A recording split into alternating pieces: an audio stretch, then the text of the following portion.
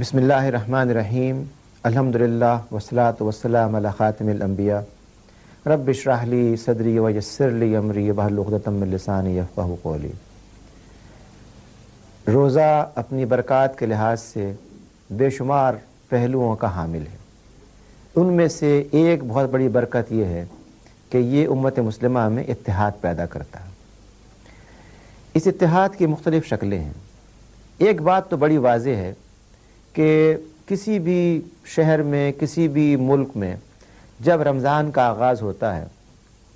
تو اس علاقے کے اور خطے کے جو افراد بھی وہاں پائے جاتے ہیں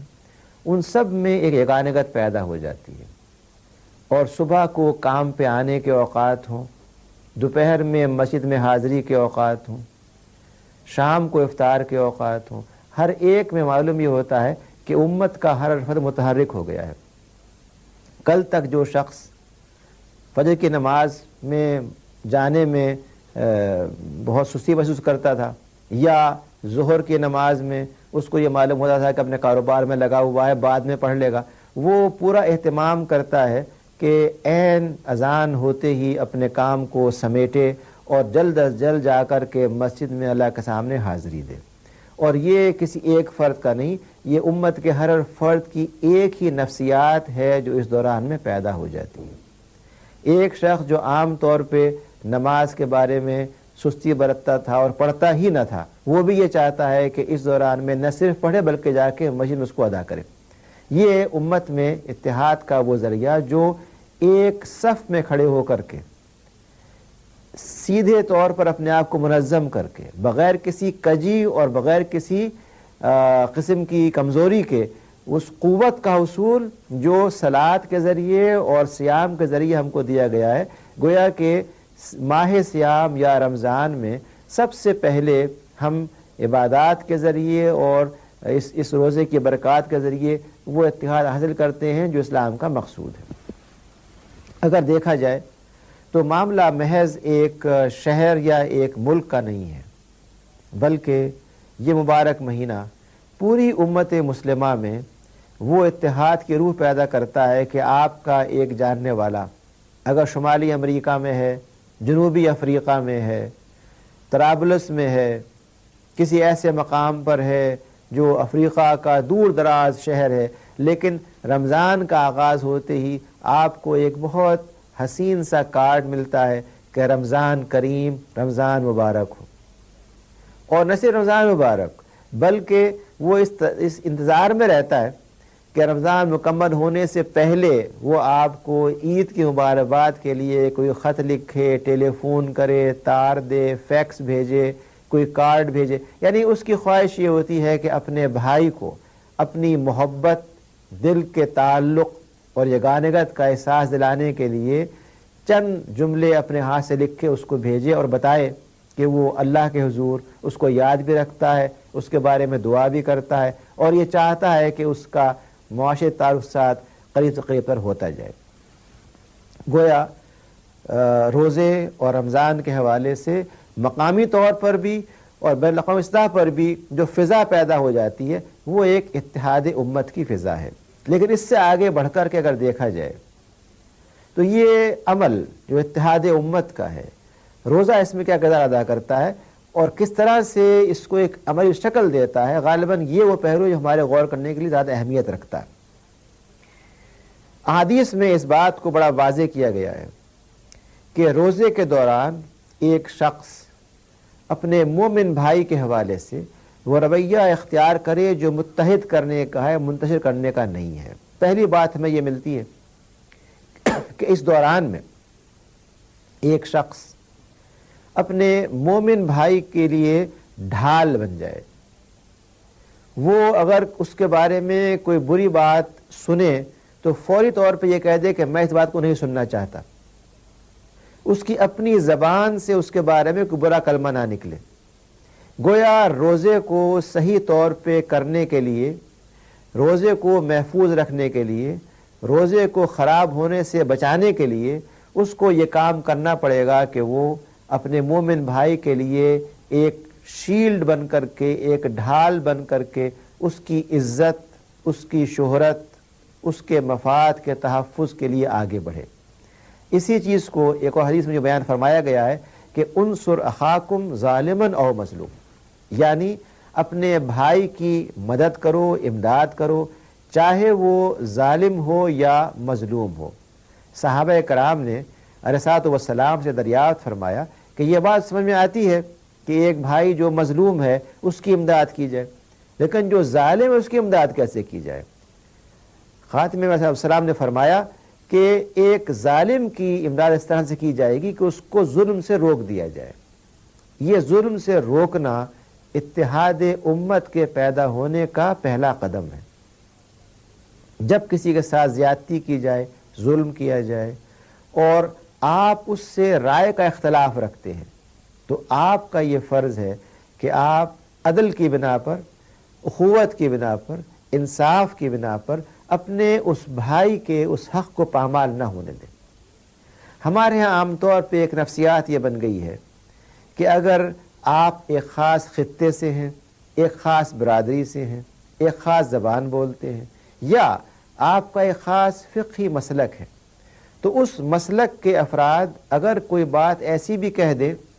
جو قابل گرفت ہو تو ہم چاہتے ہیں کہ خاموش رہیں، نظر انداز کر دیں یا اس کی حمایت اور توجیہ کریں، اس پہ مزید اپنے آپ کو ان کے دفاع میں لگا دیں۔ قرآن پاک نے یہ بات سمجھائی ہے کہ اتحاد امت کے لیے یہ ضروری ہے کہ ہم جو بات بھی ایسی کہی جائے جو مناسب نہ ہو، چاہے وہ ہمارے اپنے والدین نے کہی ہو، ہمارے اپنے اولاد نے کہی ہو، ہم اس بات کو اس بنا پر جانچیں کہ اس میں کہاں تک سچائی ہے اور کہاں تک خرابی ہے، اس بنا پر نہ سوچے کہ اس کا کہنے والا کون ہے۔ گویا کہ اتحاد امت کے لیے جو ہمیں رمضان کے دوران ایک نظام تربیت ملتا ہے وہ یہ کہ اپنے بھائی کے حوالے سے جو دینی بھائی ہے وہ رویہ اختیار کرے جو عدل و انصاف کا اور توازن کا ہے، اور وہ اختیار نہ کرے جو فرقہ پرستی یا تشدد کا ہے، بلکہ بالخصوص ہم یہ کوشش کریں کہ اپنے بھائی کے ساتھ نرمی، محبت اور بھائی چارے کو اختیار کیا جائے۔ اتحاد امت کے حوالے سے روزے کے ذریعے جو پیغام ملتا ہے وہ یہ ہے کہ ان جمعوں کے دوران، جن کے بارے میں احادیث میں وضاحت ہے کہ یہ رحمت کا دور ہے، یہ مغفرت کا دور ہے، یہ مواسات کا دور ہے، ان جمعے کے مبارک دنوں کے دوران یہ کوشش کی جائے کہ ہم اپنے بھائیوں کے ساتھ اپنے تعلقات کو قریب ترین لا سکیں، ان کے پاس جا کر کے ان سے ملنا، ان کو اپنے گھر پہ بلانا، جمعے کی نماز کے بعد ان سے بیٹھ کے گفتگو کرنا، ان کے مسائل کو سمجھنا، جمعے کی نماز کے لیے جانے کے لیے ان کو اٹھا کے ساتھ لے جانا، اگر آپ فاصلے سے آ رہے ہیں تو یہ اہتمام کرنا کہ آپ تنہا سفر نہ کریں، آپ کے ساتھ آپ کا بھائی بھی سفر کرے۔ گویا جو کچھ بھی ہمارے عبادات کے حصے ہیں ان میں اس چیز کا اہتمام کرنا کہ جمعہ ہو یا تراویح ہو، اگر آپ 10 کلومیٹر سے آ رہے ہیں تراویح پڑھنے کے لیے اور جمعہ کی نماز میں شرکت کے لیے، اور آپ کے پڑوس میں کوئی صاحب ہیں جن کے پاس کار نہیں ہے، ٹرانسپورٹ نہیں ہے، اور آپ انہیں لے آتے ہیں، تو یہ ذریعہ ہے اخوت پیدا کرنے کا، اتحاد امت پیدا کرنے کا، تاکہ دلوں کی وہ قربت پیدا ہو، وہ جو ہمارے درمیان میں دیواریں حائل ہو گئی ہیں وہ منہدم ہو جائیں اور ان کی جگہ ہم ایک سیدھا پھیلائی ہوئی دیوار کی طرح سے ہو جائیں۔ قرآن کریم نے بہت سے مقامات پر اس بات کی وضاحت کی ہے کہ امت مسلمہ دراصل ایک واحد جسم کی طرح سے ہے۔ چنانچہ یہ بات کہی گئی ہے کہ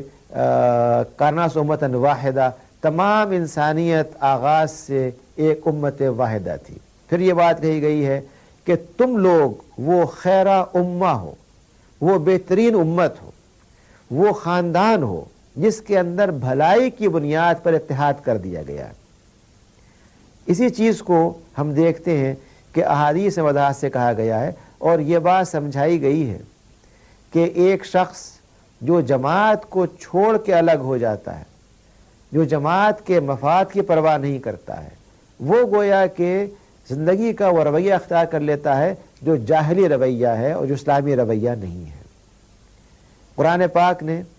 بار بار اس طرح متوجہ کیا ہے اور کہا ہے کہ وَاعْتَصِمُوا بِحَبْلِ اللَّهِ جَمِيعًا وَلَا تَفَرَّقُوا، اللہ تعالیٰ کی رسی کو،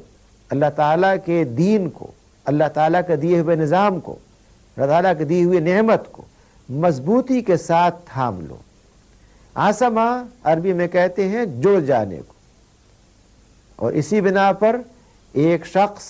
جو خاندان کو جوڑنے والا ہو عاصم کہلاتا ہے۔ اسی بنا پر ایک ایسا شہر جو پورے ملک کا مرکز و عاصمہ کہلاتا ہے، دارالخلافہ کہلاتا ہے۔ اور اسی بنا پر قرآن پاک نے یہ بات کہی ہے کہ اپنے آپ کو جوڑ لو، یکجا کر لو، متحد ہو جاؤ اور اختلاف اور افتراق میں نہ پڑ جاؤ۔ تتفرقوا، فرقے نہ بنا لو، بٹ نہ جاؤ، تقسیم نہ کر دو، اپنی ہوا نہ اکھاڑ دو۔ گویا کہ رمضان کریم اس اعتصام کا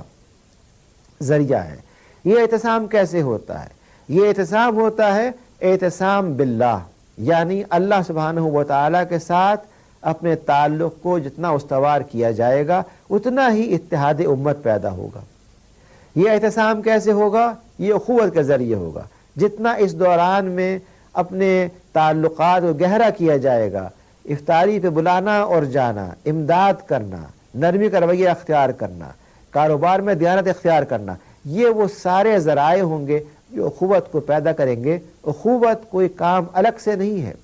بلکہ زندگی کے معاملات کو ذمہ داری، محبت اور اچھائی کے ساتھ کرنے کا نام اخوت ہے۔ ہم عام طور پر یہ سمجھتے ہیں کہ بھائی چارے کا ذکر تو کیا جائے، یہ تو کہا جائے کہ ہم بھائی بھائی ہیں، لیکن وہ حقوق نہ ادا کیے جائیں جو ایک بھائی کے دوسرے بھائی پر عائد ہو جاتے ہیں۔ قرآن پاک نے اور حدیث نے یہ بات سمجھائی ہے کہ ان حقوق کو ادا کرو جو اللہ سبحانہ وتعالیٰ نے تمہارے مقرر کر دیے ہیں۔ جب ہم کسی کو بھائی کہتے ہیں تو اس کا مطلب یہ ہے کہ اس بھائی کی جان، اس بھائی کی ملکیت، اس بھائی کی عزت، اس کی دولت، اس کی ہر چیز ہمارے اوپر حرام کر دی گئی، اس کا تحفظ ہم پہ فرض کر دیا گیا، اس کے ساتھ وہ تعلق جو ہمدردی کا ہے ہم پر لکھ دیا گیا۔ قرآن پاک نے ان چیزوں کو مبہم نہیں رکھا ہے، بڑا واضح کیا ہے۔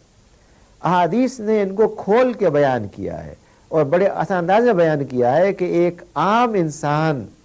جو معمولی پڑھا لکھا ہو وہ بھی اگر حدیث کو، قرآن پاک کو اٹھا کر کے دیکھتا ہے تو اس کے سامنے مفہوم واضح ہو جائے۔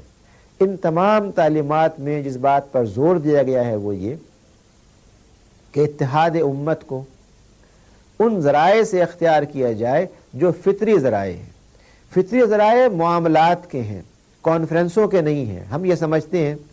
کہ ایک بڑی کانفرنس منعقد کر کے، دھواں دھار تقاریر کر کے اتحاد پیدا کیا جا سکتا ہے۔ صورتحال اس سے کچھ مختلف ہے۔ بلا شبہ زبان کا جادو بڑا باثر ہوتا ہے، لیکن زبان کا جادو بڑا وقتی ہوتا ہے۔ اصل چیز جو کارگر ہوتی ہے، اصل چیز جو بنیاد بنتی ہے، وہ ہمارا طرز عمل ہے، وہ ہماری وہ خواہش ہے جو اپنے بھائی کے بارے میں رکھتے ہیں۔ اگر ایک بہت بڑی کانفرنس میں اتحاد کی بات تو کی جائے، لیکن کانفرنس کے بعد اپنے بھائیوں کے ساتھ وہ رویہ اختیار کیا جائے جو مار دھاڑ کا رویہ ہے، قتل و غارت کا رویہ ہے، تو وہ کانفرنس بے معنی ہے۔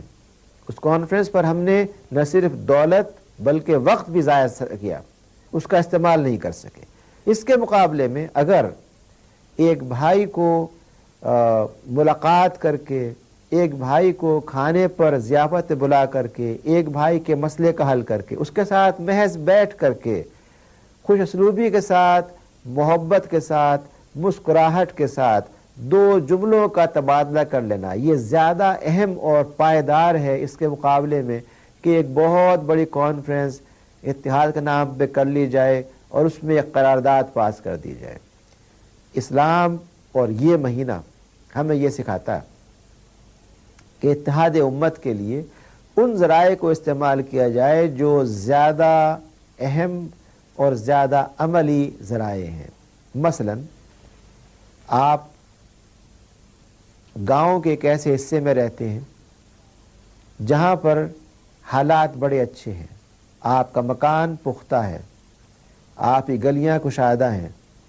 آپ کے پانی کا نکاسی کا نظام بڑا اچھا ہے، لیکن گاؤں کے ایک دوسرے حصے میں جہاں پر آپ سے مختلف مسلک کے افراد رہتے ہیں،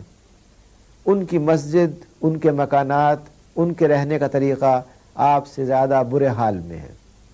آپ کا فرض کیا ہے؟ آپ جا کر کے وہاں پہ صفائی کریں، ان کی امداد کریں، ان کو سمجھائیں کہ صحت کے لیے، طہارت کے لیے، ایمان کی تکمیل کے لیے کس طرح کی فضا ہونی چاہیے۔ اگر آپ یہ کام کریں تو وہی افراد جن کے بارے میں آپ نے یہ سمجھ رکھا ہے کہ مسلکی اختلاف کی بنا پر وہ کمتر انسان ہیں،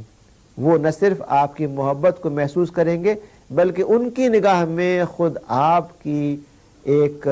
قدر ہوگی، وہ یہ سمجھیں گے کہ آپ ان کے بھائی ہیں، ان سے کوئی مختلف چیز نہیں ہے۔ ہم نے اپنے آپ کو بعض معمولی اور جزئی معاملات میں جس طرح تقسیم کر دیا ہے،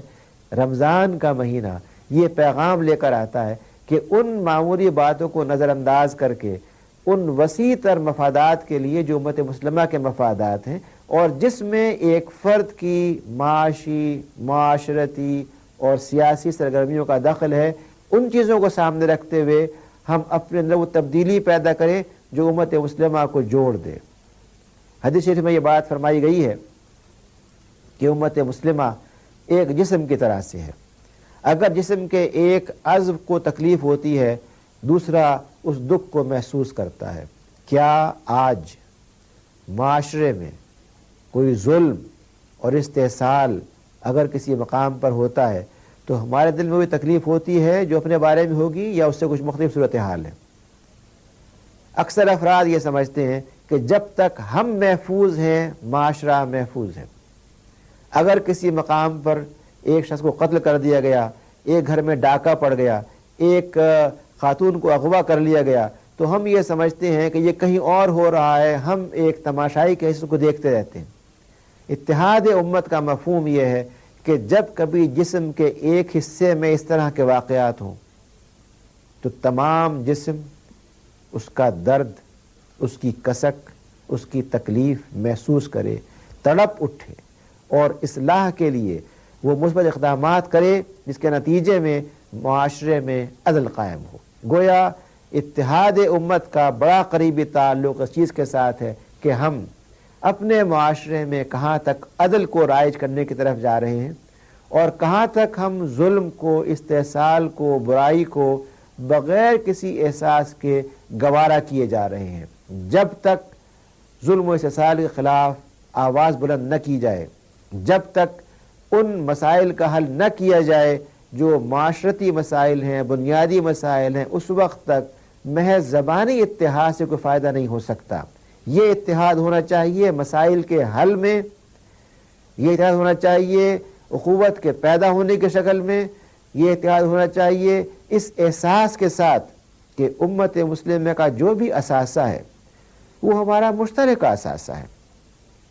ہم ایک بٹی ہوئی قوم نہ بن جائیں بلکہ ایک ایسی امت بنے جس کے اندر وہ خصوصیت پائی جائے جو ایک صحت مند جسم میں پائی جاتی ہے۔ اگر امت مسلمہ کا جسم مردہ ہو جائے تو وہ پھر کوئی حرکت پیدا نہیں کر سکتی، جیسا کہ ہم بہت سے معاملات میں دیکھتے ہیں کہ کسی مقام پہ بمباری ہوتی ہے، کسی مقام پہ زیادتی ہوتی ہے اور ہمارے اندر یہ جذبہ بھی نہیں پیدا ہوتا کہ ہم ظالم کے خلاف آواز بلند کریں۔ جب تک یہ کام نہیں کیا جائے گا اس وقت تک اتحاد امت نہیں ہو سکتا۔ اگر آج ہم ایسے ممالک کے بارے میں جو ہماری نگاہ میں مظلوم ہیں خاموش رہیں تو کل ان ممالک کا ہمارے مسائل کے بارے میں خاموش رہنا بڑی حد تک جائز ہوگا، گو درست نہ ہوگا۔ ہمیں کوشش کرنی چاہیے کہ ہم امت مسلمہ کے مسائل ہوں، ہمارے گھریلو مسائل ہوں، ہر پہلو سے اتحاد امت کو سامنے رکھتے ہوئے یہ کوشش کریں کہ ہمارے مسائل اخلاق کی روشنی میں طے ہوں، ان کی بنیاد نہ تعصبات ہوں، نہ مفادات ہوں، نہ علاقائیت ہو۔ اتحاد امت کے حوالے سے یہ پہلو بھی قابل غور ہے کہ جب تک ہم اپنے اندر درگزر کو، عفو کو، دوسروں کی غلطیوں کو معاف کر دینے کو پیدا نہیں کریں گے، اس وقت تک اتحاد امت نہیں ہو سکتا۔ دور نہ جائیے، خود اپنے گھر پہ غور کر کے دیکھیے، اگر آپ اپنے بچوں کی ہر بھول کو، اگر آپ اپنے شوہر یا بیوی کی ہر معمولی سی غلطی کو پکڑنا شروع کر دیں تو گھر کے اندر کبھی اتحاد نہیں ہو سکتا۔